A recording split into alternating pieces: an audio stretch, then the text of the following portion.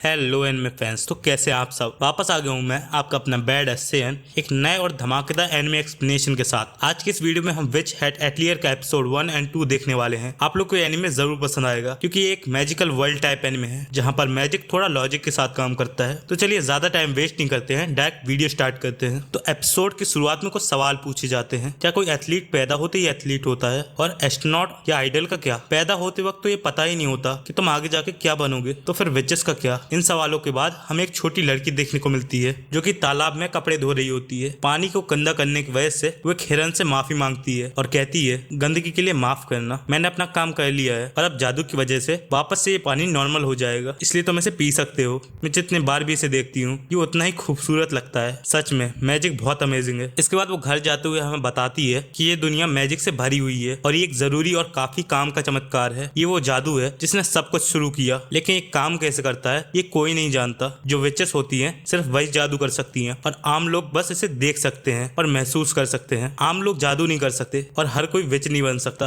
वो लड़की उदास होकर सोचती है कितना अच्छा होता अगर हर कोई विच बनकर पैदा होता। इसके बाद वो पास में डले कपड़े को देखती है और उन पर मैजिक करने की कोशिश करती है। वो उन्हें उड़ने के लिए कहती है लेकिन वो उड़ते नहीं। फिर एक फ्लाइंग कैरेज वहां आता है जिससे वो कपड़े उड़ने लगते हैं और वो जल्दी से कपड़े को पकड़ती है। जैसे वो फ्लाइंग कैरेज को देखती है वो उसे देख के बहुत खुश होती है और जल्दी से नीचे भाग कर जाती है। जैसे वो नीचे का गेट खोलती है नीचे एक आदमी गेट के पास खड़ा होता है। वो लड़की गेट लगने की वजह से उसे माफी मांगती है। वो बंदा कहता है कोई बात नहीं, मैं ही डोर के पास खड़ा था। इसके बाद वो कस्टमर्स को देखती है। ये वही कस्टमर होते हैं जो कि उस फ्लाइंग कैरेज से आए थे। ये जान के वो लड़की खुश हो जाती है। वो उसी खुशी के साथ उस बंदे को देखने लगती है। ये देख के वो बंदा कहता है अरे नहीं नहीं, मैं इनके साथ नहीं हूँ। फिर हमें पहली बार उस लड़की का नाम सुनने को मिलता है। कोको की मॉम उससे कहती है तुम बस खड़ी मत रहो, मेरी हेल्प भी करो। उसकी मॉम उस बंदे से पूछती है कि उसे क्या चाहिए। असल में उसे कपड़ों की कटिंग करवानी थी, लेकिन वो उन्हें इतना बिजी देखकर कहता है अगर आप ज्यादा बिजी हैं तो मैं बाद में आता हूँ। ये सुन के कोको कहती है कोई बात नहीं, आपकी कटिंग मैं कर देती हूँ। ये सुन के वो बंदा बहुत हैरान होता है। कोको की मॉम कहती है आप चिंता मत करिए, ये इस काम में माहिर है। कोको अपनी मॉम से पूछती है कि क्या मैं बाहर जाके फ्लाइंग कैरेज देख सकती हूँ। उसकी मॉम पहले उसे मना करती है, लेकिन फिर वो कहती है अच्छा ठीक है देख लो, लेकिन पहले काम पूरा कर दो। ये सुन के वो बहुत खुश होती है और कस्टमर से मेजरमेंट लेती है और फिर बड़े ही बेहतरीन तरीके से एक सीध में अच्छे से कपड़ा काटती है। उसकी कटिंग देख के वो बंदा गौर से उसे देखने लगता है, लेकिन ये देख के कोको शर्मा जाती है। वो बंदा कहता है तुम्हारी कारीगरी तो सच में बहुत अच्छी है, तुम लाइन भी एक सीध में काटती हो। मुझे नहीं पता था कि इस गांव में इतना स्किल्ड भी कोई मिल जाएगा। तुम्हारा काम तो बिल्कुल जादू जैसा है। इतनी तारीफ सुन के कोको भी शर्मा जाती है। वो कहती है बिल्कुल भी नहीं, जादू तो इससे कहीं ज्यादा मिस्टीरियस और स्पार्कली होता है। वो कितना खूबसूरत होता है और वो सच में बहुत कीमती होता है। ये सुन के वो बंदा उससे पूछता है कि तुम्हें जादू इतना पसंद क्यों है। ये सुन के कोको उसे अपने बचपन की एक कहानी सुनाती है जिसमें वो एक मेले में एक अजीब सी विच से मिलती है जिसने अपने मुंह पे एक मास्क पहना था। वो विच उसे एक मैजिक पिक्चर बुक लेने को कहती है। कोको कहती है मुझे पिक्चर बुक के बारे में तो पता है, लेकिन ये मैजिक क्या होता है। वो विच कहती है मैजिक एक चमत्कार है जो इस दुनिया को रंगीन बना देता है। एक पेगासस कैरेज जो आसमान में उड़ता है, एक हमेशा चलने वाला स्प्रिंग जो पानी को बिल्कुल साफ रखता है और तुम्हारे पैरों के नीचे के पत्थर, ये सब मैजिक है। ये सब सुनते ही कोको को मैजिक से प्यार हो जाता है। इसके बाद वो विच उसे जादू की बुक और जादू की छड़ी देती है। वो चीजें लेने के बाद वो अपनी मॉम को इस बारे में बताती है, लेकिन उसकी मॉम इससे इतनी खुश नहीं होती। कोको कहती है मैं एक विच बनना चाहती हूँ। उसकी मॉम उससे कहती है तुम विच नहीं बन सकती, क्योंकि विच बनने के लिए तुम्हें मैजिक पावर्स के साथ पैदा होना पड़ता है, इसलिए आम लोग विच नहीं बन सकते। ये सुन के भी कोको मानती नहीं। वो कहती है जब भी मैं पैर रखती हूँ तो ये पत्थर चमकते हैं, इसका मतलब मेरे अंदर मैजिक है। उसकी मॉम कहती है ठीक है, अगर ये पत्थर घर तक चमकते रहे तो तुम विच बन सकती हो, लेकिन वो पत्थर रास्ते में ही चमकना बंद कर देते हैं और इससे कोको बहुत उदास होती है। कोको रोते हुए कहती है उस दिन के बाद से मैं मैजिक को देख के ही खुश हो जाती हूँ, लेकिन मैं अपने विच बनने का सपना छोड़ना नहीं चाहती। ये सुन के वो बंदा कुछ और पूछने वाला होता है, लेकिन तभी बाहर से एक आवाज आती है। जैसे ही कोको बाहर जाके देखती है तो सामने कैरेज का पहिया निकला दिखता है जो कि उसके दो दोस्तों ने निकाला था। ये देख के उस कैरेज की मालकिन परेशान हो जाती है। कोको की मॉम उनसे माफी मांगती है, लेकिन वो लोग कहती हैं सिर्फ माफी से कुछ नहीं होगा, कैरेज के बिना हम घर कैसे जाएंगे। वो लोग सोच रहे होते हैं कि अब क्या करें कि तभी वो बंदा कहता है वैसे ज्यादा खराब नहीं हुआ है, अगर आप बुरा ना माने तो मैं इसे ठीक कर सकता हूँ।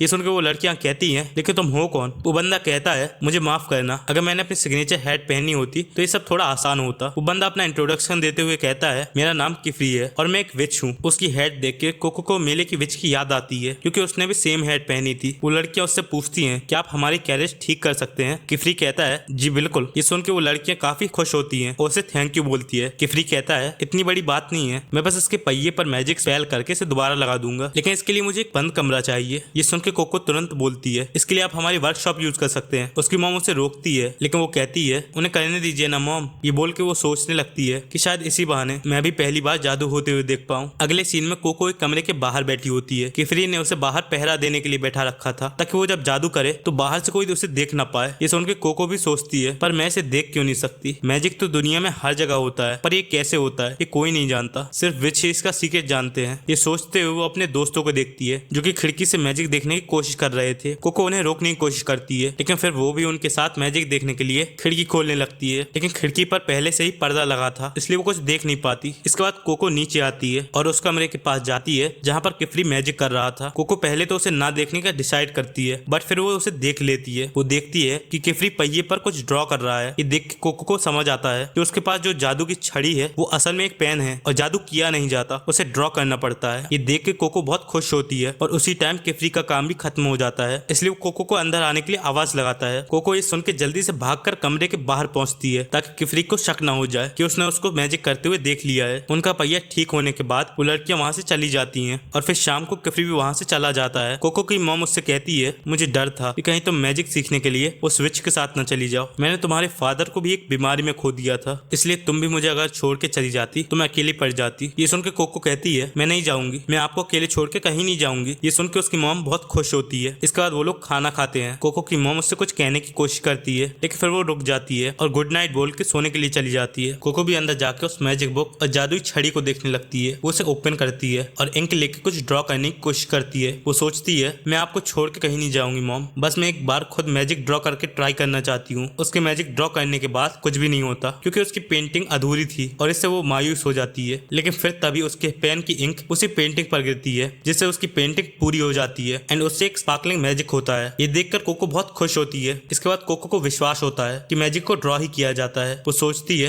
अगर किफरी को पता चल गया कि मैंने उसका मैजिक देख लिया था तो पता नहीं वो मेरा क्या करेगा। इसका तो एक एक करके और भी मैजिक ड्रॉ करती है। वो इतने सारे मैजिक ड्रॉ करती है कि उसे कुछ कुछ समझ आने लगता है। जैसे जो बड़ी ड्राइंग होती है वो ज्यादा पावरफुल होती है और जो मैजिक साफ तरीके से ड्रॉ होता है वो ज्यादा देर तक टिका है, लेकिन इतना साफ और बड़ा बनाना मुश्किल है। और तभी उसे एक आइडिया आता है। वो एक पेपर को बुक के ऊपर रखती है और ड्रॉ करना शुरू कर देती है। वहीं दूसरी तरफ किफरी उस पिक्चर बुक के बारे में सोच रहा होता है। उसे लगता है उसने ऐसे ही कुछ पहले भी सुना है और उसे तुरंत कुछ याद आता है। वहीं कोको का मैजिक कंप्लीट हो चुका था, लेकिन जैसे ही वो कंप्लीट होता है और मैजिक स्पेल होना चालू होता है पीछे से किफरी आ जाता है और उसे पकड़ के रूम से बाहर ले जाता है। वो कहता है मुझे पता था तुमने मैजिक ड्रॉ किया है, तुमने क्या बनाया? कोको कहती है मुझे नहीं पता, मैंने बस पिक्चर बुक से टीप के कुछ ड्रॉ कर दिया। जैसे वो मैजिक स्टार्ट होता है धीरे धीरे उसका घर एक क्रिस्टल में जमने लगता है और देखते ही देखते उसकी मॉम भी एक क्रिस्टल में जम जाती है। ये देख के कोको अपनी मॉम को बचाने के लिए किफरी के हाथों से छूट के ऊपर से कूद जाती है। किफरी जल्दी से उसे पकड़ लेता है। कोको अपनी मॉम को बचाने के लिए आगे बढ़ती है लेकिन किफरी उसे बचाने के लिए फिर से उसे हवा में ले जाता है। कोको रोते हुए कहती है मुझे माफ करना, मुझे नहीं पता था कि वो इतना खतरनाक मैजिक था। ये सुन के किफरी कहता है मैं जानता हूँ तुम्हें इस बारे में कुछ नहीं पता होगा, इसलिए इसे सीक्रेट रखा गया था ताकि ऐसा कुछ कभी ना हो। एक स्पेशल इंक और कास्टिंग सील्स का सेट, बस इतना ही काफी है मैजिक यूज करने के लिए और यही विचेस का सबसे बड़ा सीक्रेट होता है। अब जब तुम्हें सब कुछ पता चल गया है तो मुझे तुम्हारी यादें मिटानी होंगी। ये सुन के कोको उसे रोते हुए मना करती है कि वो उसकी यादें ना मिटाए वरना वो अपनी माँ के बारे में ही भूल जाएगी और उन्हें कभी ठीक नहीं कर पाएगी। किफरी कहता है ये बस तुम्हारी बदकिस्मती है। कोको कहती है मुझे याद नहीं मैंने कौन सा मैजिक ड्रॉ किया, लेकिन पिक्चर बुक में क्या लिखा था वो मुझे पूरा याद है और अगर मैं उसके बारे में भूल गई तो मेरी मॉम। इतना बोलते ही किफरी को भी कुछ याद आता है। वो सोचता है अगर वो पिक्चर बुक उन लोगों की थी तो उनका पता भी वहीं से लग सकता है। ये सुन के कोको को भी याद आता है कि उस विच के पास और भी कई किताबें थी। वो कहती है अगर आप मेरी यादें मिटा देंगे तो आप उन्हें ढूंढ नहीं पाएंगे। ये सुन के किफरी उससे पूछता है तुम्हें पूरी बुक और तुमने कौन सा पेज कॉपी किया था ये याद है ना? ये सुन के कोको को समझ आता है कि अगर वो वैसी बुक को ढूंढ ले तो उसे अपनी मॉम को बचाने का तरीका भी मिल जाएगा। इस बारे में वो किफरी से भी पूछती है। वो भी कहता है हाँ शायद ये हो सकता है, इसलिए कोको उसे उसकी यादें मिटाने के लिए फिर से मना करती है। ये सब सुनकर किफरी उसे एक मौका देता है। वो उसे समझाता है कि उसे विचेस का ये राज हमेशा छुपा के रखना पड़ेगा और अगर वो जादू सीखना चाहती है तो उसे खुद एक विच बनना पड़ेगा, तभी वो अपनी यादें अपने पास रख सकती है। इसके बाद किफरी उसे फ्लाइंग कैरेज से अपने एटलियर ले जाता है जहाँ वो बच्चों को मैजिक सिखाता है। किफरी कहता है मैंने तुम्हारे घर के पास में कुछ बीज डाल दिए हैं जिनसे बड़ी जड़ें बन जाएंगी और इससे तुम्हारा घर भी सुरक्षित रहेगा और तुम्हारे घर के आसपास मैंने एक अननोन स्पेल डाल दी है जिससे कोई भी उसके करीब नहीं जा पाएगा। ये सब सुन के कोको को अपनी मॉम की याद आ जाती है। वो कहती है मैंने मॉम से प्रॉमिस किया था कि मैं उन्हें छोड़ के कहीं नहीं जाऊंगी। ये सुन के किफरी कहता है इन सब के बारे में ज्यादा मत सोचो। इसके बाद किफरी उसे उसका चेहरा धोने के लिए